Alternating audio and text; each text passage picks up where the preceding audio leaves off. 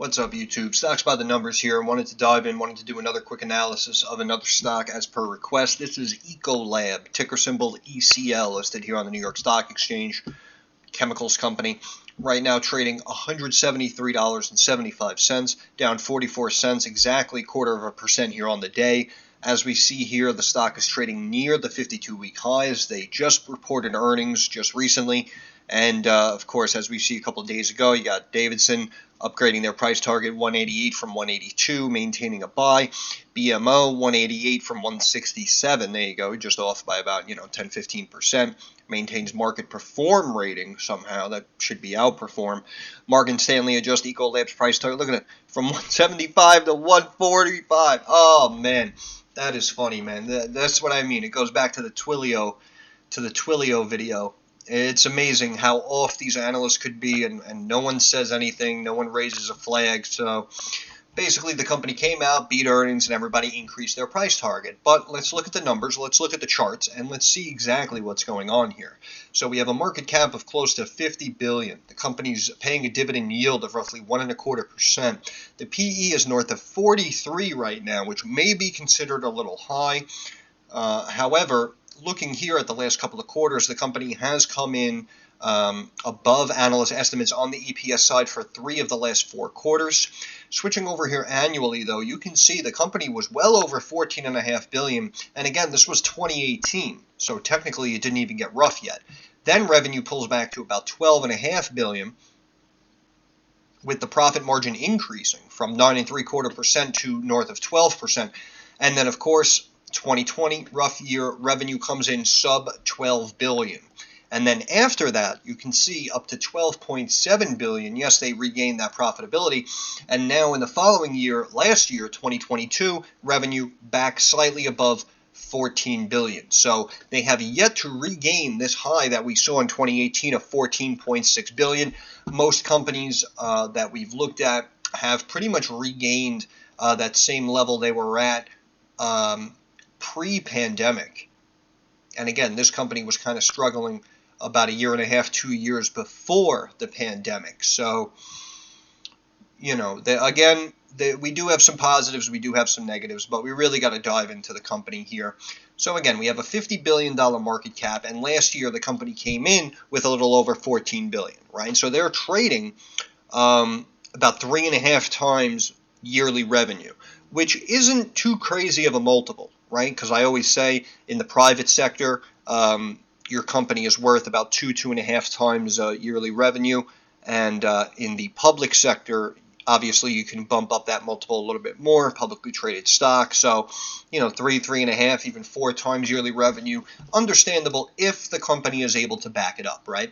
And looking at the last couple of quarters, you can see going from about 3.25 billion up to 3.5 billion in revenue, 367, 367, 357.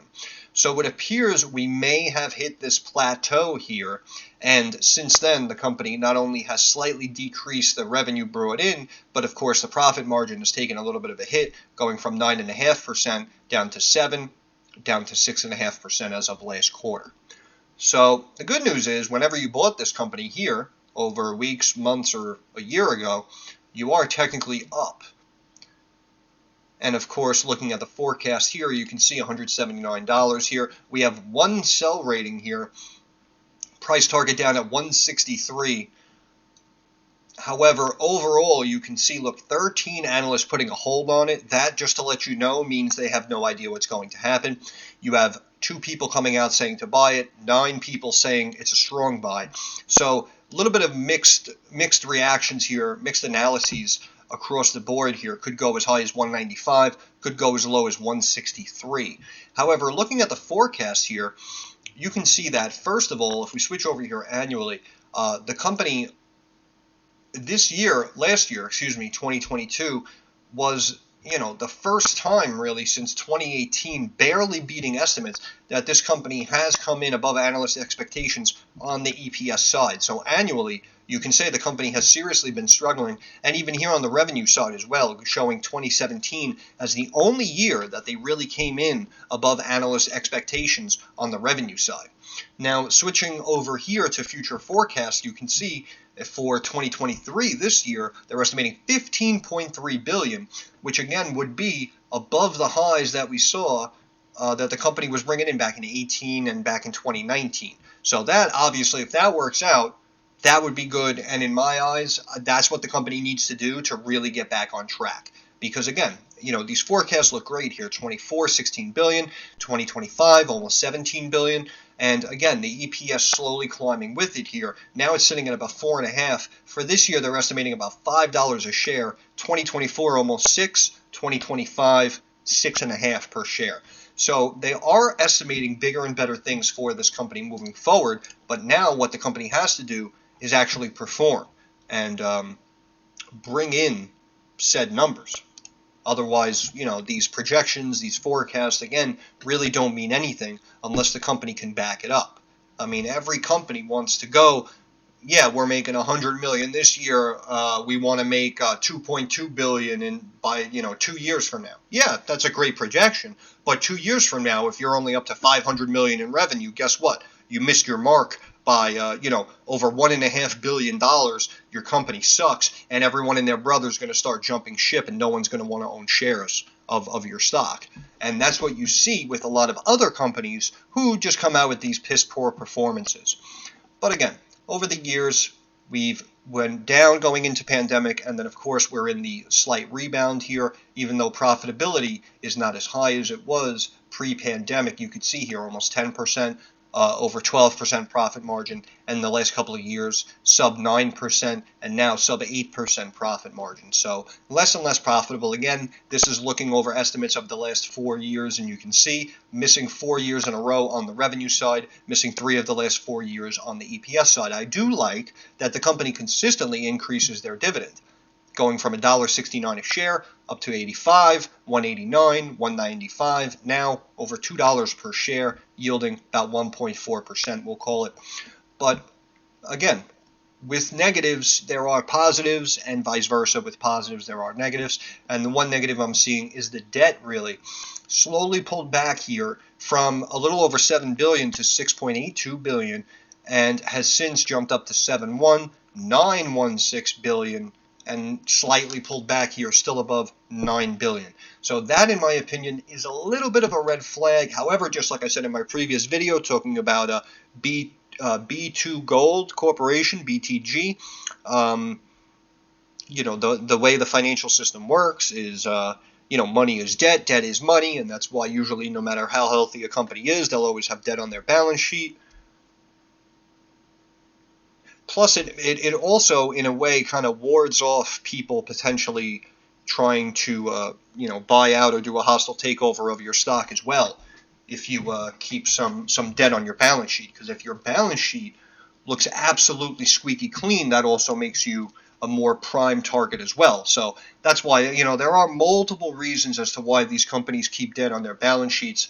However, for a company this large to see the debt growing and, not dropping down as the revenue increased may be a little bit of a red flag. But again, they are giving it back to the shareholders and consistently increasing dividend year over year. So you can't knock them completely. Looks like the assets are slightly outweighing the liabilities here, maybe about 20 billion in change on the assets to about 15 billion in liabilities. So you have like a 4-to-3 ratio. We've seen other companies with much, much better ratios. However, as long as the assets are outweighing the liabilities, it's not the biggest red flag in the world.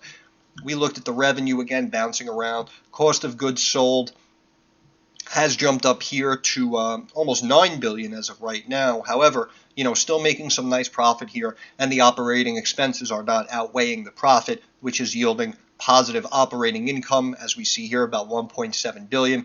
However, as we see here over the years, it really has been consistently decreasing, minus the current state that we're in right now, right? So as we see here, gross profit dropped all the way down to sub 5 billion, has been making a little bit of a U-turn. The revenue has been struggling, but again, the operating income has really just been consistently decreasing. Switching over here to the balance sheet, we can see that excuse me, you can see that the assets, again, climbed up to about 20 billion, and this is when it started to get rough here for the company, this 18-19 mark, and you can see assets rose up to almost 21 billion, and then took a big chunk down to about 18, but has since rebounded, and is now, they're holding the most assets on their balance sheet, that they have, going all the way back to 2016. Now, liabilities, of course, have been increasing as well, but again, right now, this is showing about a 3-to-2 ratio, so not the worst ratio in the world. Company sitting with about 7 billion in equity, which is just this number minus this, whatever. But anyway, the company holding some debt there on their balance sheet, but look at the book value per share. This is what I wanted to show you guys, $25.44, right? Company right now trading $173 a share. Now, again, these companies do appreciate for multiple different reasons, whether it's beating earnings, price target raises, upgrades, financial institutions taking large positions into the stock, hedge funds increasing their stake. And obviously, again, even though you may see some metrics that may be viewed as negative for the stock, they are consistently increasing their dividend. So I'm sure, if you ask them, they will tell you that everything's fine and there is nothing to worry about. Even though some of the numbers are wishy-washy, it does remain to be a solid, stable company. Ecolab, they've been around for a very long time, and of course they have a slew of products and services out there. If you really look up everything the company does, I didn't want to get into it. We'll sit here for 15-20 minutes just going over everything that they do. But again, the numbers don't lie. That's why we just jumped into the numbers here. The cash from operating activities, again, bouncing around, was well above $2 billion for several years here. And then hitting pandemic, you can see pulls back to 186, back up to 2, but now, again, pulled back here, sub 1.8 billion, which is right around where it's sitting currently, as of right now for this year. So the cash from operating activities has been taking a little bit of a hit. The cash from investing activities was down to minus over $4.5 billion the year prior here in 2021, and has since made a nice rebound there to less than sub minus 1 billion, which of course is a good sign. The cash from financing activities really bouncing around here, as we see, minus 10 figures. It's 10 figures, right? Yeah, minus 10 figures there. And then, of course, bouncing up to almost, only about minus 300 billion. And then back to positivity of 1.6 billion, and now dropping, of course, minus 800 million, but now slightly heading in the right direction. We looked at the cash flow before. Again, the cash flow was increasing again, 18-19. This is when the company began to struggle, and then boom, as you see, cash flow dropping down sub 1.4 billion, slightly got back above it. Now it's just sitting at slightly above 1 billion. So this is why I'm saying we do have some positive metrics. However, we do have some negative metrics as well. So kind of a mixed bag. However, we do have some good technicals lining up. I'll get to that in a second. The PE here at north of 43, minus coming out of the pandemic, as we see here, is basically the highest it's been going all the way back to 2016. So that may be viewed as a little bit of a red flag. The price to sales right now sitting at 3.4. Obviously, it was lower over the years. However, during the pandemic times here, it slowly began to increase, as we see, got above 5 and pulled back below 3. Now it kind of climbed back up to about 3.5. Not really the main metric I would look at. I just like to go over some of these numbers line by line with you guys here. The price to cash flow, again, was in the high teens, jumped up to the 20s, even the 30s, and has since pulled back low 20s, but now making a little bit of a reversal here, 27.4. The price to book, again, 6.75 times book value. And we did have, again, some higher ratios here post-pandemic. Post-pandemic. However, you can see even prior to the pandemic, the company was maintaining like a 5-ish, probably low 5 median ratio, and now the ratio is sitting at almost 7 times book value. So this is why I'm saying we may have some short-term volatility to bring it back down, quote unquote, bring it back down to earth, so to speak, before it may take its next leg higher, because again, the company did just beat earnings. Now, the enterprise value has really been bouncing around, as we see here in 2021, north of 76 billion, Now it's down almost 33% from those highs here back into the 50s. However, this enterprise value of 58 and a quarter, again, that's what another company views. Excuse me. That's what another company views this stock and company worth, is about 58 and a quarter billion, and I believe the market cap right now is sub 50 billion. So, again, that's why it's rough to just look at one or two metrics and make a determination, okay, it's overvalued, okay, it's undervalued, right? If we look at some of these ratios, you may say, oh, it's undervalued, you may say it's overvalued. You look at the enterprise value, it's more than the current market cap, so you could say, oh, it's overvalued. However, again, we have certain things, especially on the profitability ratios, that are raising both red and green flags, which unfortunately are really giving us an unclear picture as to where Ecolab could potentially go. The return on assets, as you see, climbed up to 7.5 and then slowly decreased all the way down. And then this is 2020, of course, began to make the rebound up to 5.75% and has since just kind of been maintaining like these low 5 percentages. The return on equity, similar story here, was rising and then consistently decreasing, made a little bit of a U-turn, but then chunked down and has since started to climb up from about 15.1%, now sitting at about 16%. The return on invested capital, same thing, was higher, slowly decreasing over the years, comes out of the pandemic with a pop and has since pulled back, but made a slight rally there, going from about 7% up to about 7.5%. The gross margin percentage has really just been consistently decreasing and has gone from highs of about 48% and over the years has now pulled back to just touch over 38%. The operating margin, very similar story. As you see here, north of 15% up to almost 16, bouncing around the teens back to 15, and then 14.5, 13.2, 11.3, 11.3, right? So that's why some of these metrics have really been struggling over the years, and it's not really giving us a clear-cut picture, which is why in the short term you will most likely rely more on technicals, not the fundamentals. However, in the long term, like I always say, it is always about the fundamentals. I don't care what anyone says. So if you're looking for a long-term investment, you do have to dissect a lot of these fundamentals. And again, it may not give you a clear-cut bullish or bearish picture, but either way, it's still relevant. It is pertinent information that you need to analyze and you need to do your own due diligence on.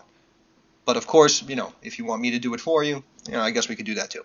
But EBITDA margin, earnings before interest, taxes, depreciation, amortization, as we see here, was approaching 22%, broke above that, and has since pulled, no, wait, what am I saying?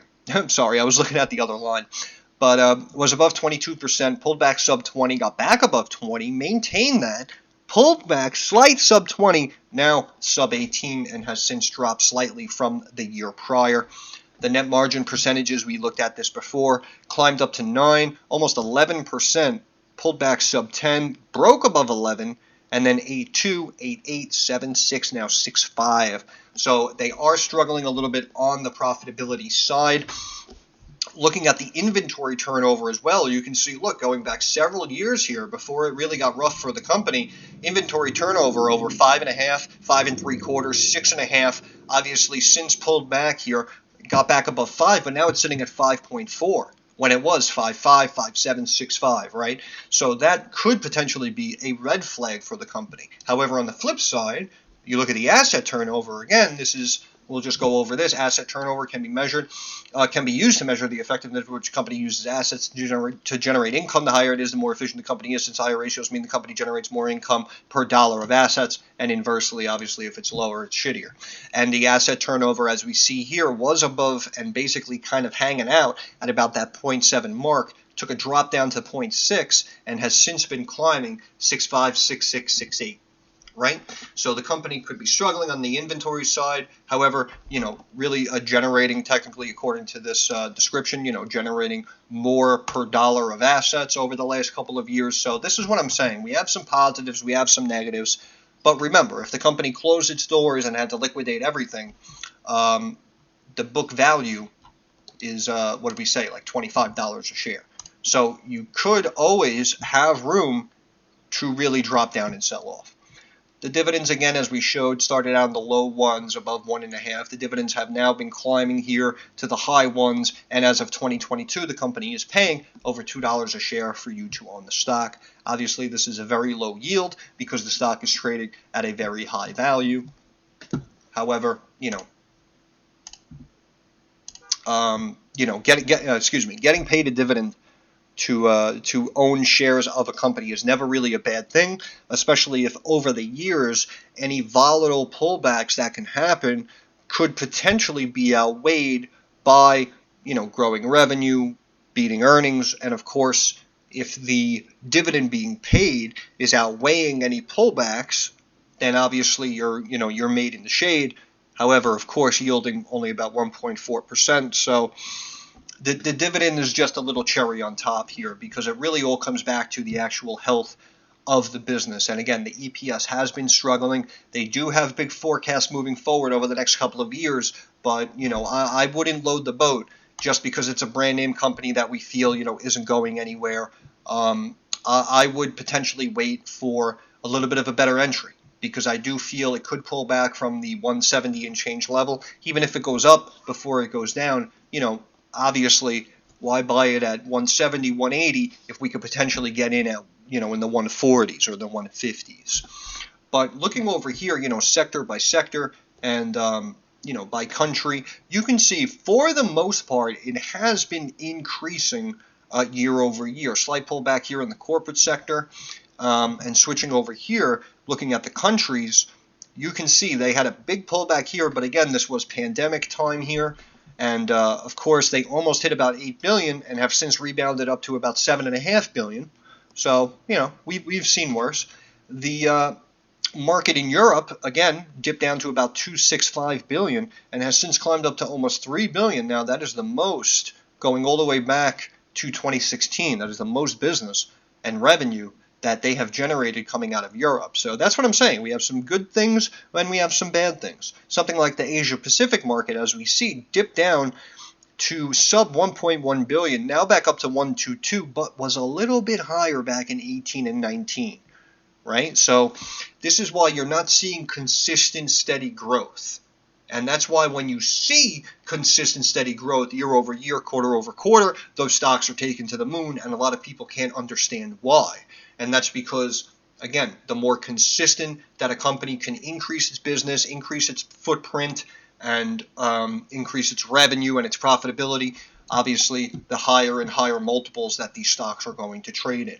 And even looking at a place like Latin America, we can see the revenue dipped down to sub 700 million in 2020. Now it's up to 867 million. However, it was well over 900 million.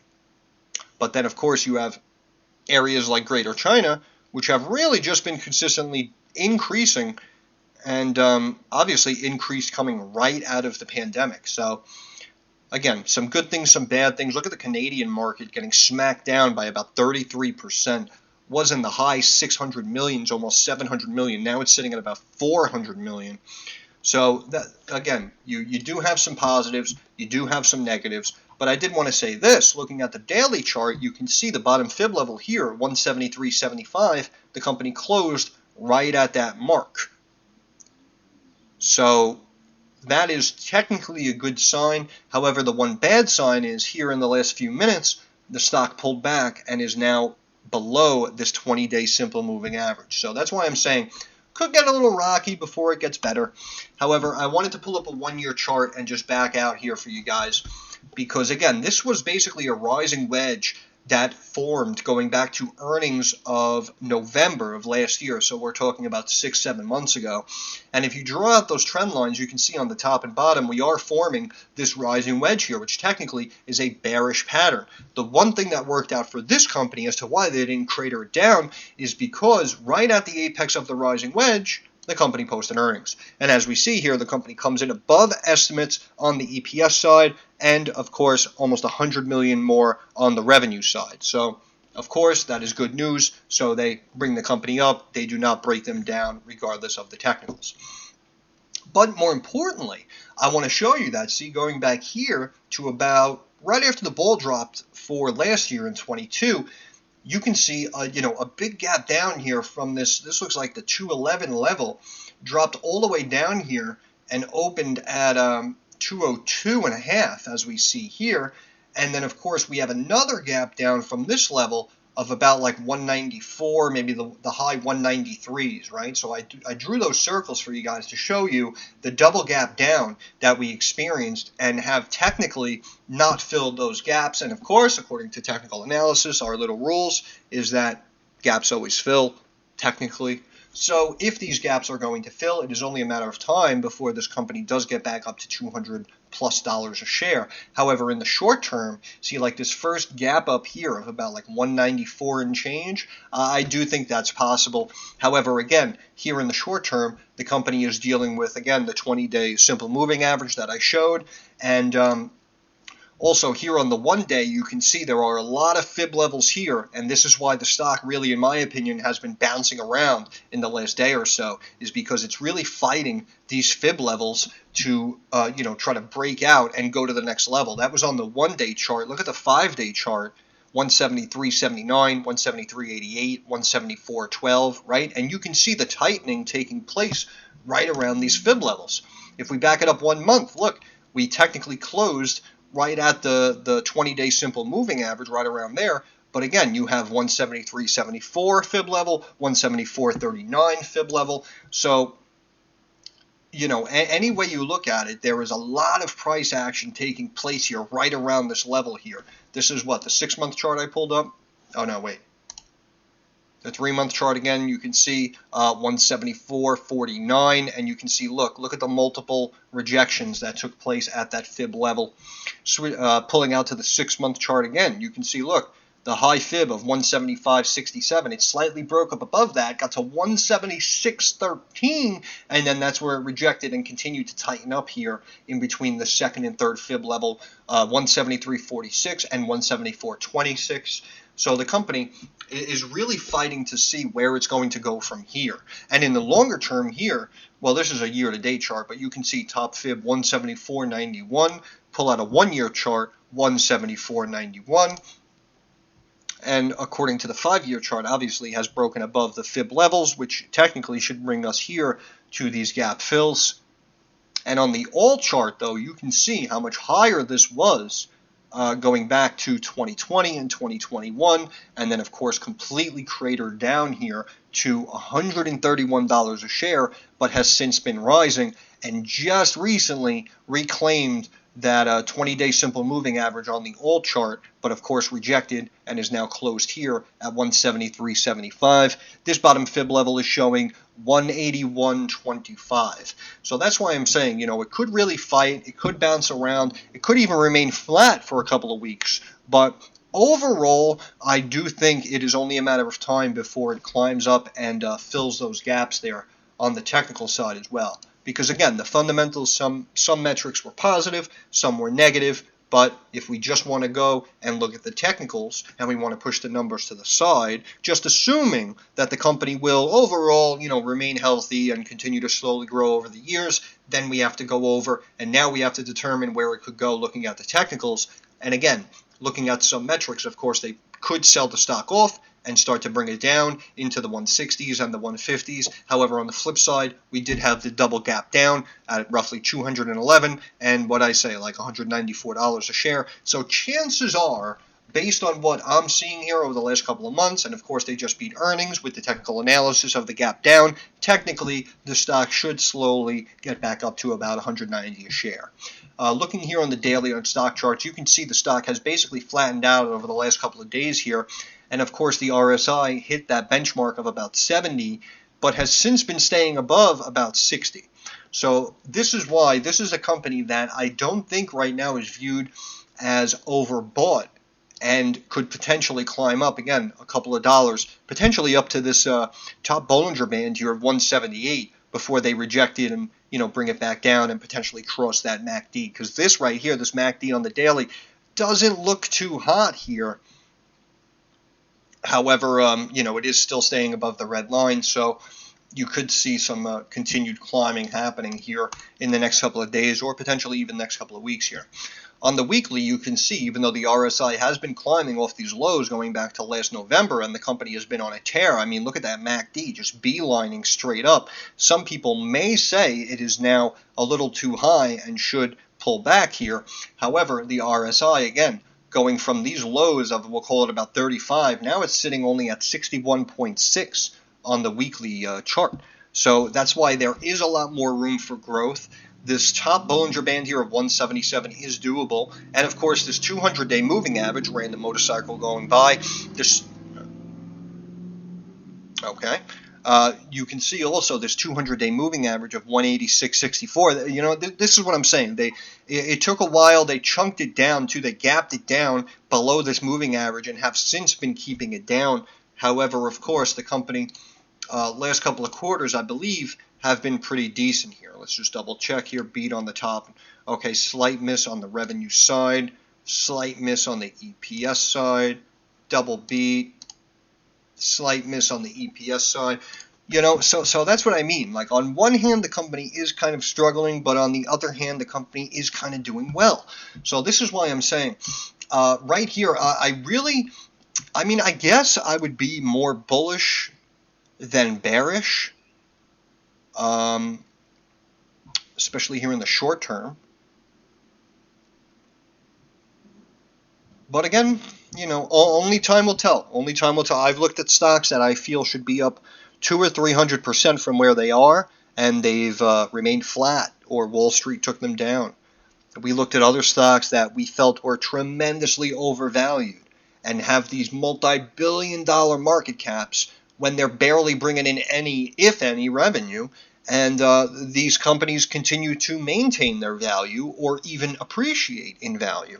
So I understand sometimes it doesn't make sense, but again, a company like Ecolab, they've been around for a very long time. I believe they make like cleaning chemicals for like flat top grills and stuff. So they have a lot of clients, a lot of Fortune 500 companies, fast food industries. They have a lot of brand name businesses as their clients, and there are a lot of people out there that use their products and their services.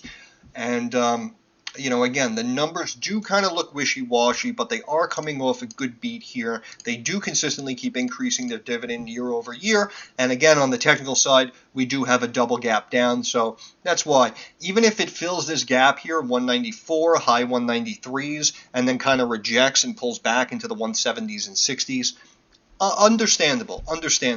However, again, they're trading like 8-9 times book value, and about 3.5 times yearly revenue. We've seen companies just this healthy pull back to lower valuations. So if they bring this down to like 2 times annual revenue, well, even 3 times annual revenue, that'll be about $42 billion, and you can see here the market cap $49.5 billion. So that's why I'm saying we're kind of going both ways. I know it's not a definitive picture, but we could fill this gap up and go up. But again, we could pull back down because we may be a little overvalued. Even here, looking at the PE north of 43, we looked over historical data over the last couple of years. That could be viewed as a little high. And again, year over year, the company really seems to be missing these estimates more than meeting them or beating them, and has yet to get back to that revenue level that they were all the way back in 2018. So, kind of going through a rough patch, but again, do have a potential gap fill. The numbers kind of mixed. I know it may not be the end result of the video that you guys wanted, but I call it like I see it, and I'm going to end it there. So once again, this is Stocks by the Numbers. I want to thank you guys for stopping by. If you have any questions, comments, or concerns, drop it down in the comments section. I'm usually very quick to reply. Like the video, thumbs up, algorithm, subscribe to the channel, means a lot. Love you guys. Moving forward, I understand that markets are rocky and volatile and uncertain. So I want to wish everyone success. I hope everyone makes a couple of dollars. Thanks for stopping by. I'm going to catch you guys in the next video.